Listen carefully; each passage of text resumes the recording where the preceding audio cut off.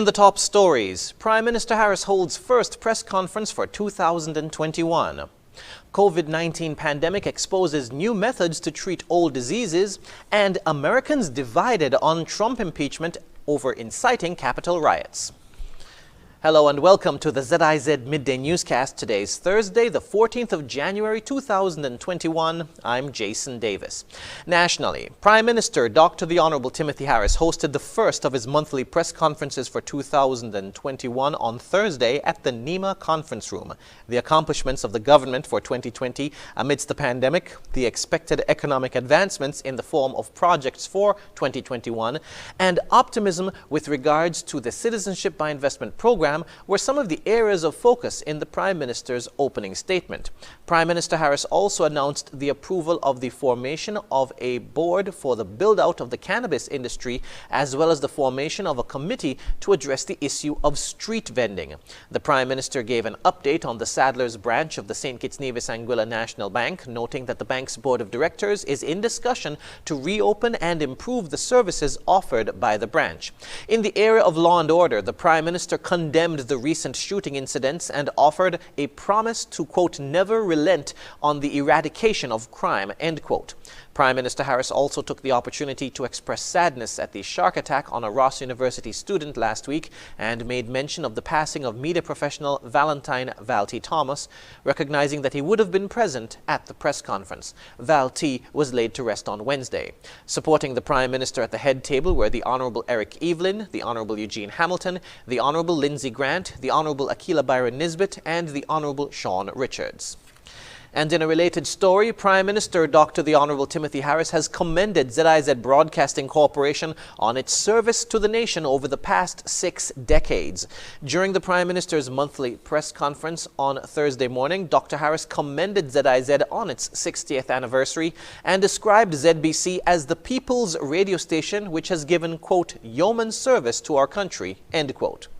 The country's oldest and best radio station, best-known radio station, will shortly release its program of activities to commemorate this historic 60-year milestone. ZIZ is in many respects the nation's most reliable source for popular programming and authoritative issues such as COVID-19 briefings, Working for You, and Leadership Matters.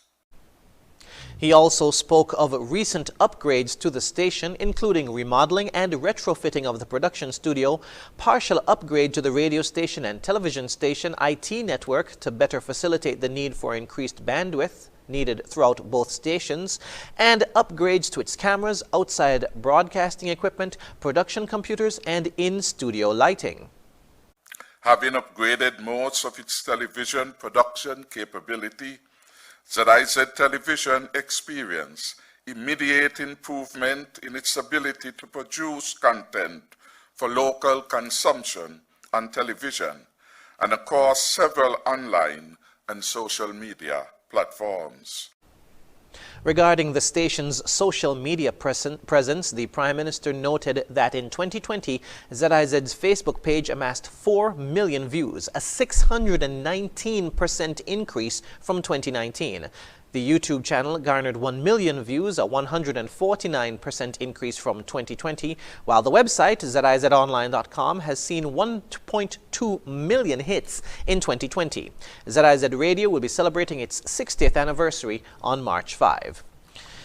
In other news, one person is in custody for questioning in connection with a fatal shooting incident that occurred at Lower Tibu Avenue. Lamont Heiliger and Jaquan Merritt were both shot and killed during the incident on January 11. Investigations into the case are ongoing, and the police are asking anyone with information about this matter to contact the Violent Crime Unit at 467-1887, 467-1888, 662-3468, the nearest police station, or the crime hotline at 707. We now move to news on the regional scene. The experimental vaccines deployed to end the COVID-19 pandemic may also defeat other illnesses. ABS's Jamie Rocher looks at how scientists could use messenger RNA to treat cancer, which kills close to 10 million people every year. The vaccines created by Moderna Incorporated and BioNTech SE and its partner Pfizer Incorporated use the messenger RNA technique. These new generation vaccines instruct the body to make viral proteins. The immune system then attacks these antigens, practicing for the day when the same proteins show up with the coronavirus attached. Since mRNA can tell the body's cells what proteins to make, it can create antigens for many diseases. Scientists look at the amino acid sequence, then derive the precise instructions the mRNA must give to make the protein they need. This process can be relatively fast, which is why scientists created the COVID-19 vaccine in record time. To kill a cancerous tumor, doctors usually zap it with radiation or chemicals, damaging lots of other tissue in the process. mRNA-based cancer treatments could treat each tumor as genetically unique and train individual patients' immune systems against that specific enemy. So scientists find the antigen, get its fingerprint, reverse engineer the cellular instructions to target the culprit, and let the body do the rest. Moderna and BioNTech are currently in drug trials for treating cancers of the breast, prostate, skin, pancreas, brain, lung, and other tissues. They're also working on vaccines for several disorders, including influenza, Zika, and rabies. Jamie J. Roche, ABS News.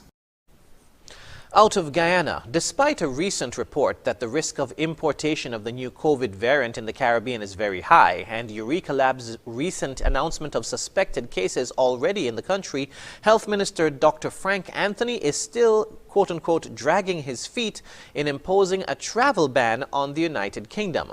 More from Tamika Rodney of HGP TV News. In spite of calls from Shadow Public Health Minister Dr. Karen Cummins for the closure of Guyana's airports with the advent of the new COVID-19 variants detected in the United Kingdom, Jamaica, and other parts of the world, Health Minister Dr. Frank Anthony had disclosed that the country was awaiting advice from the Caribbean Public Health Agency on the way forward. On Monday, Dr. Anthony announced that in working along with several other member states, CARFA had outlined a list of steps that can be taken to guard against the spread of the new variant. And that advice did not include shutting down any kind of transportation arrangement between, say, the UK and countries. That was left for the individual countries to do. And I think in the Caribbean you had Jamaica, who then banned travel between the UK and Jamaica, and maybe there's another Caribbean country that did similarly. The Caribbean Public Health Agency's January 4, 2021 situation report on the COVID-19 pandemic highlights that the risk of importation of the VOC 2020-1201 variant to the Caribbean is very high due to incoming travel from the United Kingdom and Europe. Dr. Anthony highlighted that member states currently lack the surveillance and testing capabilities to detect the new strains, and as such, it would be difficult to identify the variants that are circulating in the region. In the interim, CARFA has set up a project where they would be able to do a limited amount of genetic sequencing, and countries are invited to send at least 10 samples to them per month. So that they can do the sequencing. Out of that, then maybe we'll start building a picture of what strains, what types of viruses are, or what clades of the virus are circulating in the region. A week ago, the Eureka Medical Laboratory announced that several suspected cases of at least one new variant were identified in Guyana based on abnormalities discovered in samples collected last month. It is unclear whether Guyana has sent any samples to CARFA since the laboratory's disclosure. Meanwhile, a spike in COVID-19 cases has emerged in Maracaibo, Region 5. Region 5, we have 49 cases right now. 33 cases are in Maracaibo, and we suspected there might be cases that are increasing in Maracaibo, and we had a team that went into the area over the weekend. We did 71 samples. We have 33 positives, so we are going to go back into the area. Tamika Rodney reporting for the HGP Nightly News.